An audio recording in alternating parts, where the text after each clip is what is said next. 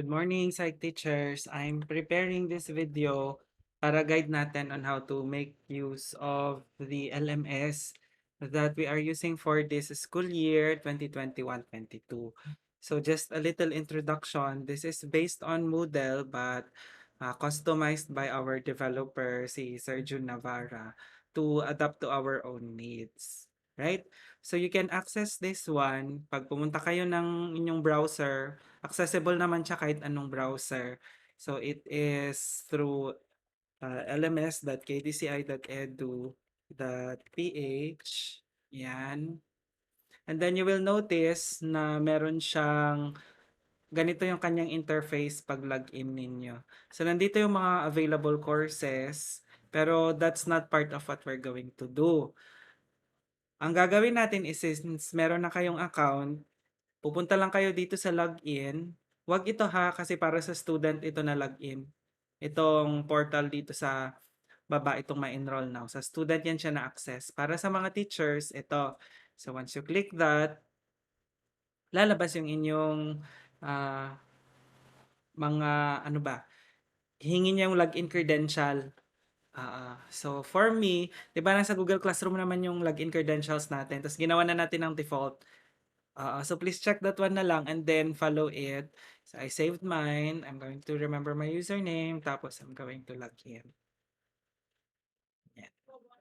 So once we get inside this is your dashboard. Ito yung dashboard ninyo. You are looking at, meron siyang mga uh, navigation sidebar dito para kung anong mga courses ang gusto nyong puntahan. Tapos yung courses that are enrolled with you, i-segregate ko siya doon sa mga star kasi may access man ako sa lahat ng mga courses ninyo. But you can also show that one in all. Makikita nyo lahat ng mga courses in the department that you are enrolled in as a teacher. Yan. But for me, I don't want to be disrupted by yung mga subjects nyo. Kayo naman din bahala. So, pwede nyong i-star. Yan. Unstar this course or star this course. Okay, so on dito, makikita nyo yung timeline if you create events and activities saved in your calendar kasi meron din siyang calendar. Dito siya lalabas. And then the private files. And then makikita rin natin kung sino yung online user. Tingnan nyo ako lang. Pwede kayong mag-chat actually. Kung online, I mean, pwede tayo mag-usap dito. Meron siyang chat feature. Then makikita niyo yung mga recently accessed courses and hopefully the school will customize this one so that school announcements will also be delivered through this portal. So what we are going to do is, ang objective natin ngayon sa video na ito is first to introduce to you ano yung mga basic parts ng inyong courseware. Yung courseware is the subject that you are teaching. Now, let's take for example, abnormal psychology. Meron na kasi tayong template ng mga courses natin. Pare-pareho siya sa lahat ng subjects in KDCI. So, halimbawa, once you click the subject that is enrolled to you as a teacher, click nyo lang itong yes. Yeah. So, ito ang makikita nyo. Ito yung dashboard ng subject. Kanina yung dashboard ninyo yun as a teacher. Yan. For this subject, you will notice na meron din siyang navigation sidebar. Makikita nyo dito yung mga participants who are enrolled. And yun lang muna yung priority natin. Now, in your subject, you will notice na meron siyang announcements, course helpline, at saka virtual classroom. Doon sa announcements, this is where you are going to post any announcement that you're going to news or changes in schedule or cancellation of classes that you're going to announce to your class. So let's take for example, no class August 16. No class. Yay. Ganyan.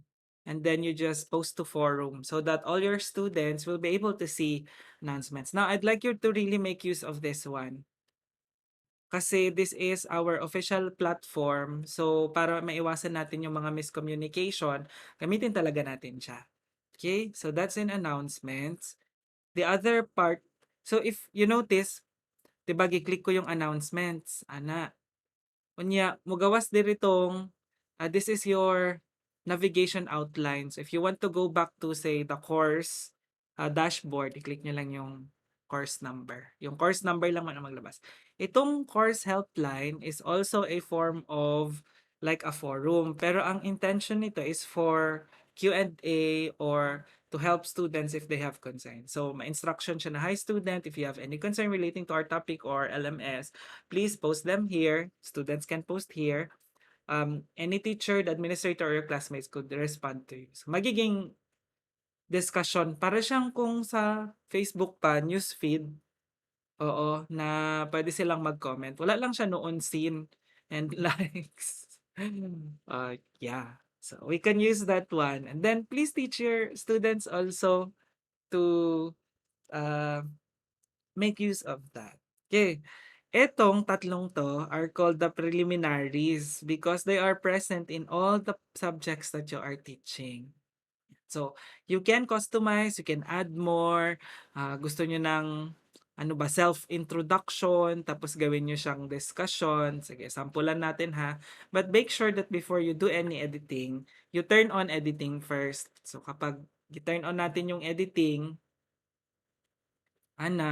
manggawas na ning mga move, edit, mga buttons that you need to revise the courseware. So, for example, magbuhat ta og self-introductions kay karon pa ninyo ma-meet ang mga students.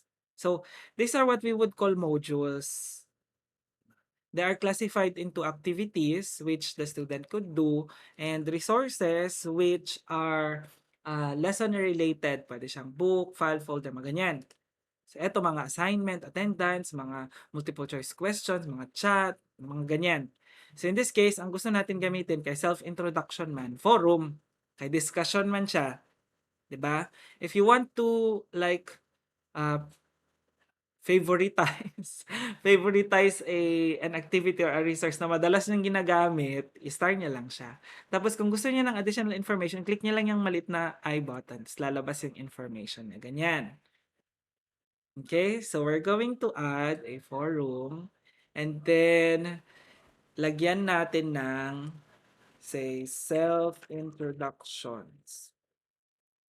Hello, please introduce yourself as a Miss Universe pageant contestant with a motto slash saying. Ayan. So, ilagay lang ninyo and then, do you need to really dig deeper into the settings? That's up to you, but the basic is ito ang general. All the fillable na mga segments na merong red punctuation must not be left blank.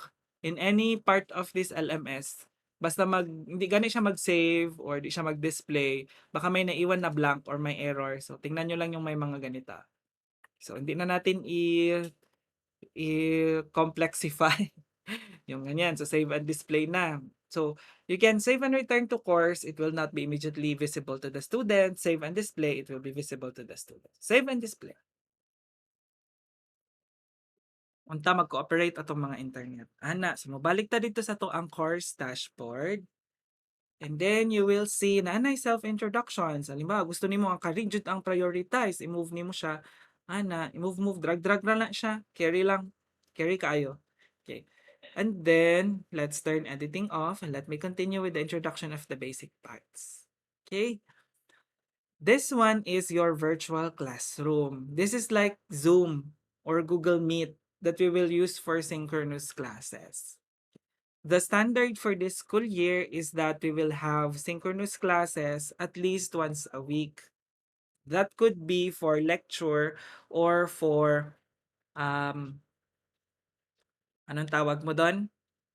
Consultation. So halimbawa, i-click natin ito.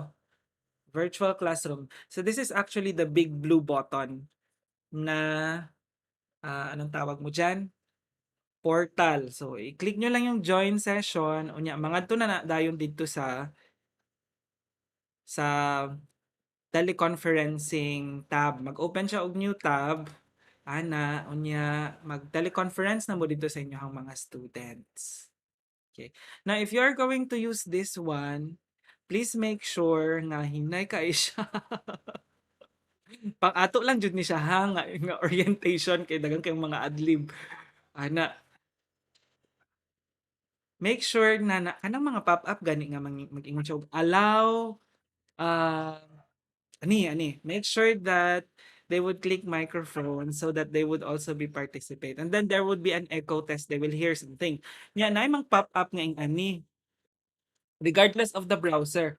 Remind your students to always click allow. Dili jud sila mag never for the site because this is permissions to use your web browser is asking you to give permission for the website to access your microphone. Kung dili nila i-allow, malamang di mag-function tong ilahang microphone. Ana, so i-allow. Allow permission.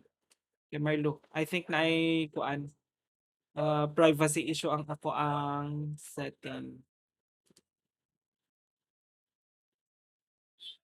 Okay, kana na, nag-enter na siya.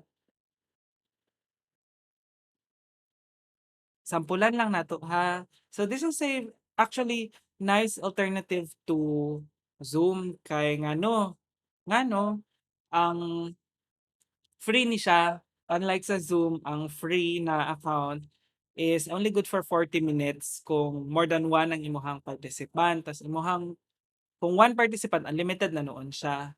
Tapos na siya mga functionalities also that are similar to Zoom, such as raise hand, breakout rooms, and all the other things that we're familiar with. Nga wala sa Google Meet. Kasi Google Meet man good, walay recording, di ta ka-record unless we have an enterprise level na I think na ako'y error with my internet. Okay, naa daw fiber break na pod aning panuhakang kuan. Sige, ana. Anyway, balik ta dito. So, that's it. Ay, wala. Wala na signal.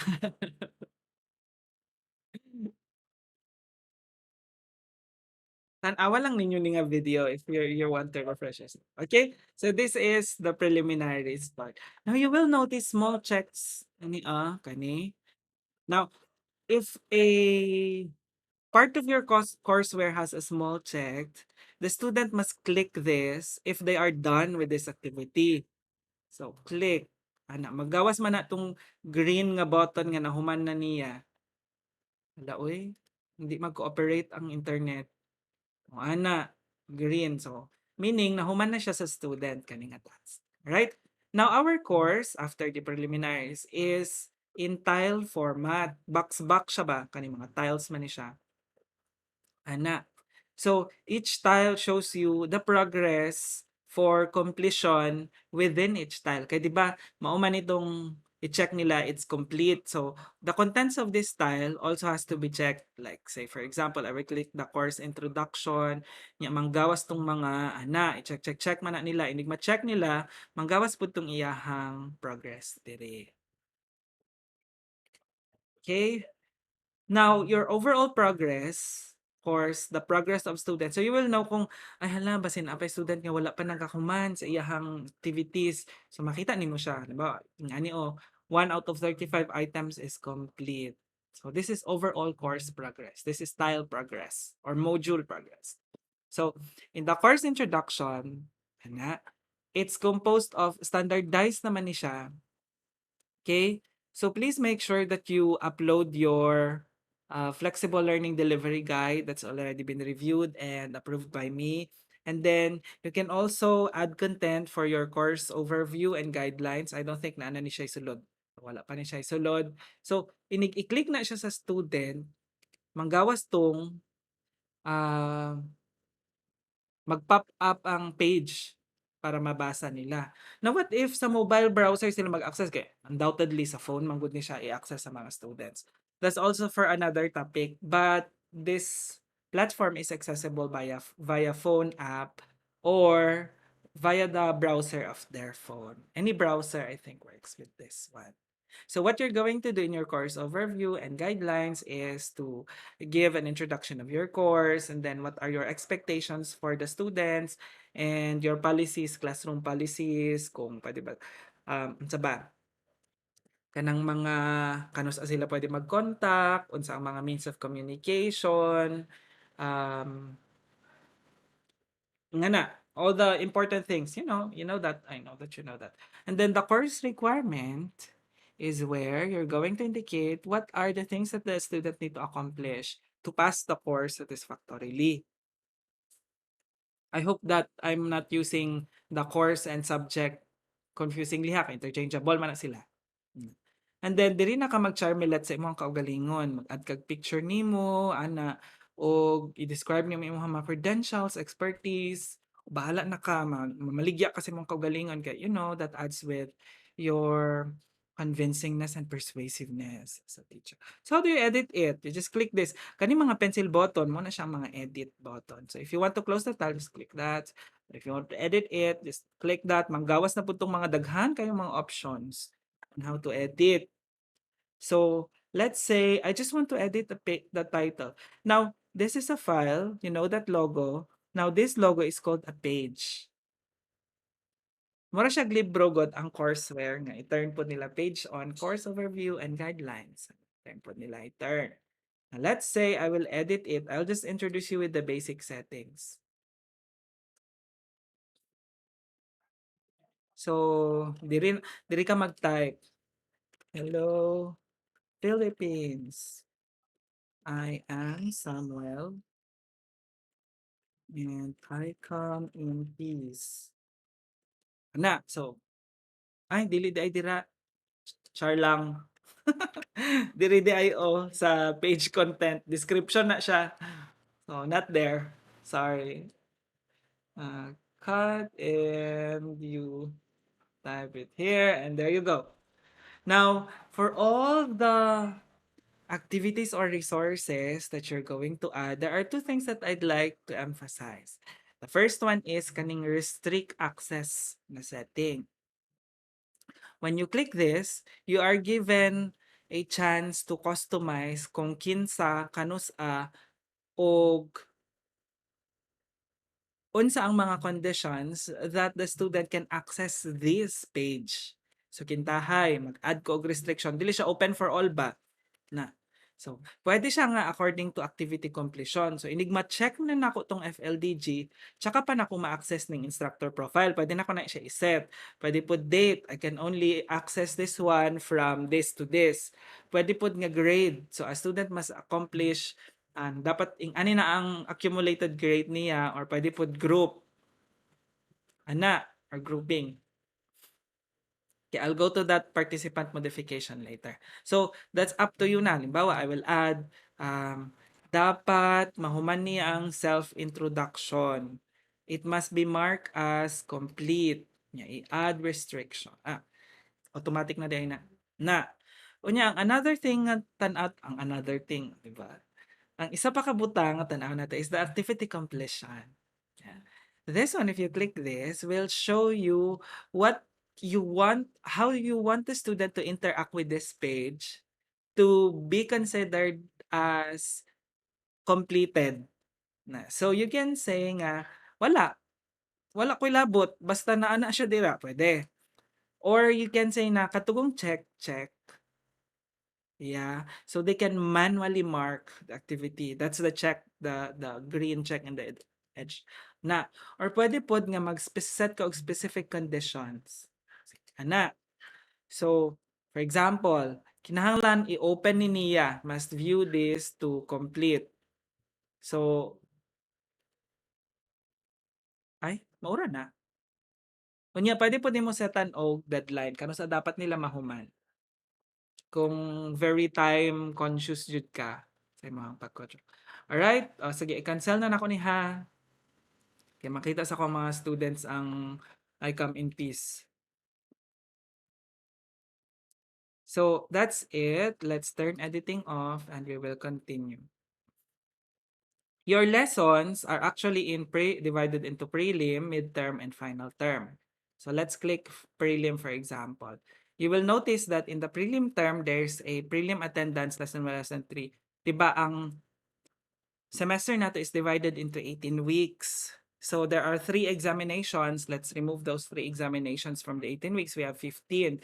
Since we have 3 terms, each term is composed of at least 5 weeks for class content. So let's say each week is equivalent to 1 lesson. So therefore, you will notice nga naa siya ay lessons 1 to 5. Anang isa ka term. Si prelim term na siya lesson 1, 2, 3, 4, 5. Na. And then midterm will also have lesson 6, 7, 8, 9, 10. Final term would also have lesson 11, 12, 13, 14, 15. Ana. Alright? Sige, let's go back to prelim term.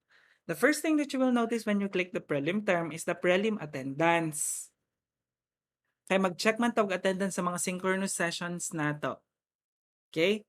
So this is not automated. You have to manually check the attendance of the student. So let's take for example, I will click this. Naka mag-check na kung attendance. Kay absinos si Kemerlu. Ana. Now, there's a legend that says that you will see all synchronous sessions in this section. Check that your teacher has recorded the correct attendance for you. Nya blanco pa man. Asa man ako'y butang. Mag-add sa taog session. Your adding of session will add the schedule for your class. So when your class is, that will be the session that you're going to add. So if say you have sections, you click section A and then you set the schedule of your class. Let's say my ABPSych is scheduled for sa may schedule na ko ng ABPSych. Monday, August 16. Yang oras niya kay 10:30 to 12. 10:30 to 12. Alright. Okay. Now, i-click ni mo ning create calendar event for session. Mugawas na siya dito sa calendar gud sa imong dashboard. Ganina. Remember? Yep. So, dili na ko kay ma-confuse ko daghan na kayong sulod ato. So, click multiple sessions so that you will repeat each session. So, for me, I repeat it every Monday. Repeat session. Mag-click ka. Every Monday. Kay Monday naman ako ang schedule for synchronous. The rest are asynchronous man. I've decided that for my synchronous, it will be review drills. So the lecture is actually pre-recorded jud siya. Kay, kaluoy pod sa mga walay tarong na mga internet. Ana. So i-repeat nimo siya up until mahuman ang atong semester. Ingnon na lang nato og December, di ko ka memorize ha. December 16, ana. So repeat until. Pero kay isa pa lang man. So dili lang nato i-repeat ha kay di ko ka memorize pa sa please check the school calendar na lang. Now, do not allow your students to record their own attendance kay ilang itamper. Sila na lang mag-attendance. So, do not allow. Then you add. Mag-cooperate ka. Okay, now you see your schedule. Yan. For this week, pwede nimo siya i-customize nga makita nimo ang months, days, weeks, ana, or all, or kinsa lang na students, or section lang, ana. So, click this play button. Wala pa man ko'y student, good. So, walay manggawas, ana. So, your student should appear here, all of them. Then, you just select the status, say, present, late, excused, or absent. Then, you click save attendance. Mana.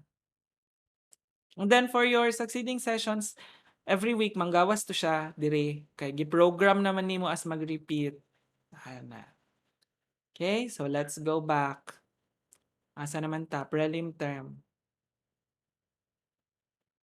Prelim term and then you have your mag-add na mog lesson. So ang nakanindot ani is dili na mo magsugod og construct pa sa inyohang courseware. Magsulod na lang jud mo og content. So kitahay magsulod ko og content. No? So you notice this is an attendance na module, this is a page module, and there's a quiz module. I will go to that later.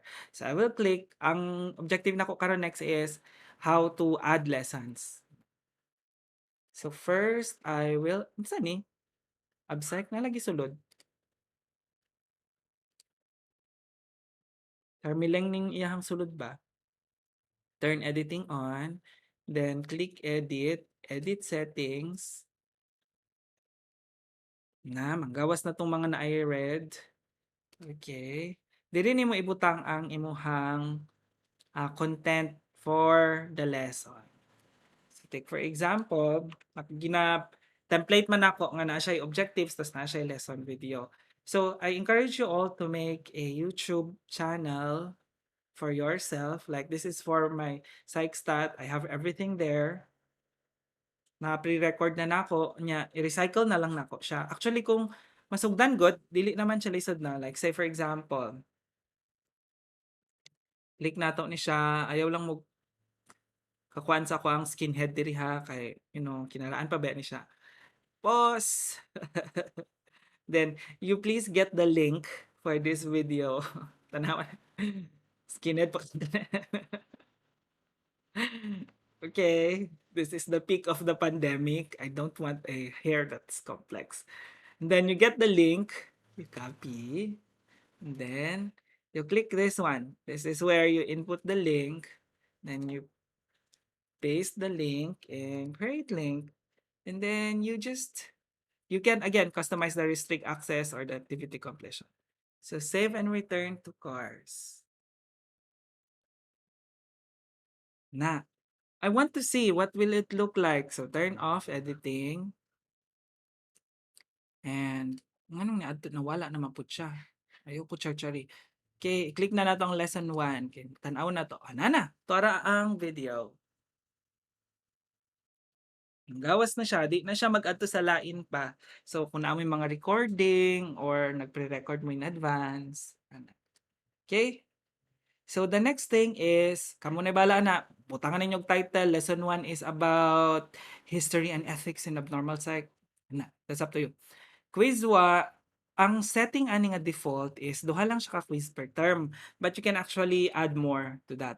Now if you notice, naa siya mga restrictions 'di ba? You cannot access quiz 1 unless you have completed lesson 1, lesson 2, lesson 3. Kay what if mag-cram na lang sila unya, diretso na lang dito sa quiz, magpataka na lang ko bahala na. Nya maghangyo lang ko kay ma'am, kay sir, kay kaluluoy baya, kay pandemic, ana.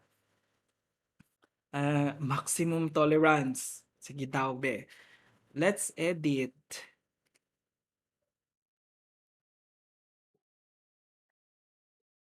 Now all quizzes have a edit kana diri always have edit settings ana. All quizzes have default instructions. I have already set the default instruction. What you have to notice is that they are allowed 2 attempts here. This is my own subject. So you can modify that one. Kung dili mo gusto og 2 attempts, one lang inyong attempt, kamo bala. And that's up to you. Yeah, only the higher score, pwede po siya average score or the last score. Then you can set the minutes. Okay? What are the things to customize in your quiz? Please set the timing. You can decide whether it's date-based or time-based. If it's date-based, check when it opens and when it closes. If it's time-based, you check how many minutes do you allow. Enable lang na siya. Alangan mapud nga open, di ba? Magbalin-balhin na sila eh. Ana, mag-decide ka. Nya sa grading, depende ni siya if you have single attempt or multiple attempts. Let's take for example, kani siya, duha ka attempts ang allowed. So, kintahay isa, one ka kanang formative assessment. So, not graded. So, only murag rise. Ana. So, you can also decide if it's the highest grade, average grade, the first attempt, or the last attempt. Okay, you can also set the grade to pass. It will mark the student if they are passed, if they have passed. Okay? And then the restriction access. Now, ayaw di ay ninyo kalimti kani siya. Yan. Make sure that these are the only things that are checked. Kay ngano? Kay if you check say saan na to? The right answer, the attempt or the right answer, makita na nila tong right answer, pwede nila itabi sa uban. So what you only want to know is for them to know if they are right or wrong. Yan. So marks lang nila. Then the overall feedback. You can even skip that overall feedback. Now, the layout is that only one question will show for every page. Unless you want all questions or every 5 questions, bala na mo. The question behavior is that the questions are shuffled. So, kung magdungan sila mag-quiz, lailhay sila makita ng mga items. Okay, what else? Kaning restrict access, kadto, I added, di ba, dili niya ma-access. Kung di niya mauman ang lesson 1, 2, 3. So, it must be marked as complete. Nya.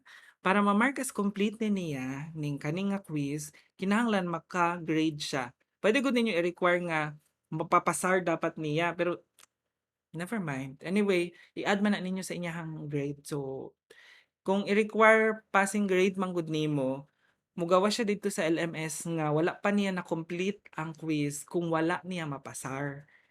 Pasar, di ba? So, kinahanglan ipasar jud niya. Kung wala siya na check, basta na siya grade. Doesn't matter. Anyway, it's up to the faculty. And you can also set the deadline. Okay, so save and I will cancel so that I will not edit it. Ana. Now, let me tell you of a trick that you could do. What you could do is, kanigong, di ba na, mag-add ka og lesson ka, ay, 10 man ka lesson ako ang term, anak, you're very busy. So what you're going to do is you right-click this and then you duplicate. Kaya i-duplicate yung lesson 1. Edit na lang nimo pagkasunod kita ana. Tak. Oh, nanay duplicate. Nya, ay gusto ko kada lesson na adjoy quiz. Sige, ikaw. Pakamatsan jud nimo buhat og items ha, bad tayo ka. Sige, duplicate po. Ano, duplicate. Ana lang siya. You don't need to do everything from scratch. You don't need. Hindi na natin palisdan ang ating selves. So just duplicate. Okay. And if sobra na, i-delete nyo. Yes, I want to delete that. Yeah, yes, I want to delete that. Okay, the last part of the term is this prelim exam permit, which is very important kay basta important siya. I-click natin ni siya.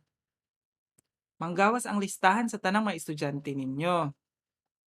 Please make sure that you add the session for the schedule of the midterm exam for section A. Kano sa man ang midterm? Na makita man na ninyo dito sa school calendar. So please add it here ha. Di man na mag-usab. Kausala man ta mag-midterm. So,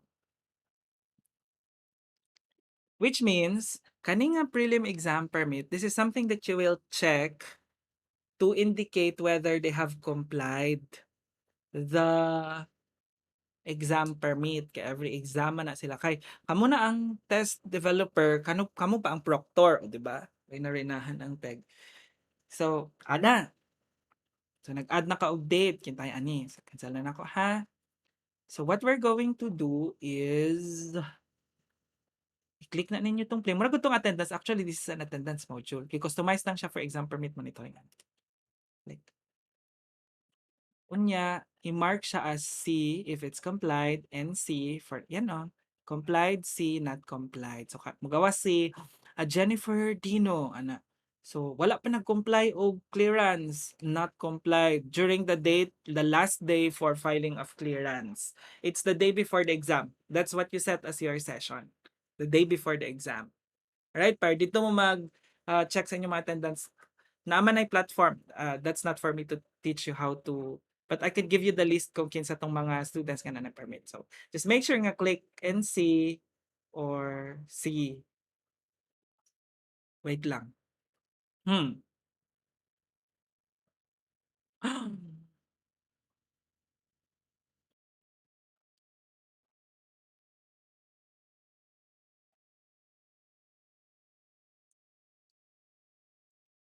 Okay, sige. So, click C or NC for the ana. Unsa man ang value ani? Your examinations, because we have 3 examinations, turn of editing, kaya daghang kayong mga buttons na mga char-char. Ana, diri siya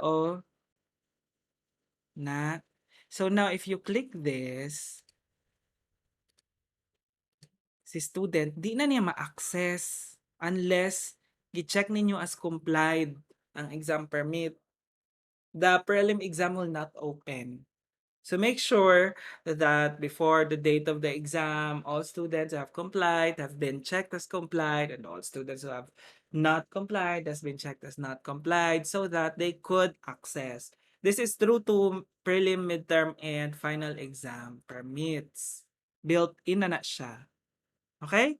So redundant na siya. Ingana pud ang sulod sa midterm, ingana pud ang sulod sa final term. Kamo na mag-edit ana ang resources, kamo na mag-add og mga files. Kani kay this one is a URL. Ba mga edit tabi. Kay it's too big. Sayangan ko ba kay ang videos man di na to siya ma-upload. Mao na siya sa YouTube ta nag-upload. Kay ang YouTube anli na siya ang iyang uploading bisan unsa pa kakatasa ang mga videos ni HR Millet. Ang kaning diri 32 MB ra in tawon ang ato ang space. So we cannot. So you edit and then edit settings and the link of where you have stored in the cloud the file for the book. So halimbawa si Durand, Barlo and Durand for this book. Gibutang na ko siya sa Dropbox. I have a Dropbox account and then dito nila access. Pwede po sa Google Drive. Para i-click niya, tanawin ninyo ha, mag-click ta. Back. Click. Mangadto na siya dito sa click this link to open resource. Na adto siya dito sa site kung asa naka-store ang libro, which is in this case Dropbox. For you, you can use Google Drive. Tadang! Ano, they can download it now. Tapos na tong download button ka now. Save as. Or kanipod, you can download it through here. I think ata diri. Ay, asa naman tong download? Ay, explore na lang na. Kaya na ninyo. Alright? So that's it for the basic courseware modification. Ay, last quiz before I end. Kani nga quiz, wa pa ni sud. Kani pag-click ni mo ana, wa na sud. No questions have been added yet. Ana. Nya ayaw mag-edit diri as much as possible kay if this is already visible to the student, unya nag-edit pa mo, mag-abtanay mo ba, naanay mag-attempt, nag-add pa ka og items, ma-confuse ang system, ang mahitabo, katulang mga currently na-add nimo, katulang pud ang ma-access niya. So it happened to me na 9 pa lang ka items ako ang natiwas og add niya na anay naga-quiz. So 9 items ra pud ilang nakita. The rest of the 6 items are not accessed. So where do you add? You're going to add items here. Click this one. Mag-click ka. Yan. More. And go to question bank. Yan. So, let's say for question bank, mag-open mo questions. I encourage you to create categories. So, for example, kani ang mga categories na built-in. Naka-built-in na siya daan dito sa inyohang courseware. Ana, so na siya built-in. So, kung dili na mo mag-add of quiz, kay unom ra jud 2 for every term, that's good. But if you're going to add more quiz in your courseware, please make sure nga na apoy additional categories that would connect to your actual quiz. So now I'm going to add questions for my quiz. Piliun na ko unsa na category siya magsulod. Quiz 1. Onya, create new question. Okay. Kana explore na lang ni siya, daghang kayong options. But most of the things that I do is multiple choice. So let's just try. I number this one usually 001. Tapos,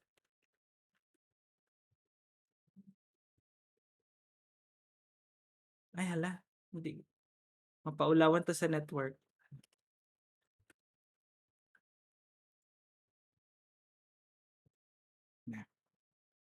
If you want it 1 point, 2 points, or whatever, make sure it's no numbering, pero pwede po din yung ABC, pero click naman good, walay point. Ana. And then here you go for your options. Dili siya butang.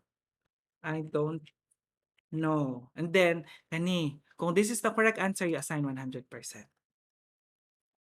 I don't care. I don't give. All of the above. Now, if you notice, I did not change the grade for the other options. Okay, 100% of the points is going to when they pick choice 1 man. And so you can also make this one the correct answer. So tanggalon nimo siya, wala na nay points ang option 1, or pwede po siya ibalik. Pwede po nimo tungaon, mag-answer siya og option 1, 50% lang. Pero hasulon pa jud nimo, dili na. Ana. And then you can add more choices. Multiple choice, 12 choices. Then save it. All right, that's it. So I hope that this will help guide you through the uh, customization of your cars. If you have any questions, please just let me know in our GC so that any one of us could respond if I'm not also available. We can teach each other. Just give your time to explore kaning na mga options. Okay? Actually, logical man ang method niya, ang presentation niya. It makes sense ba? Ano, ang presentation. All right?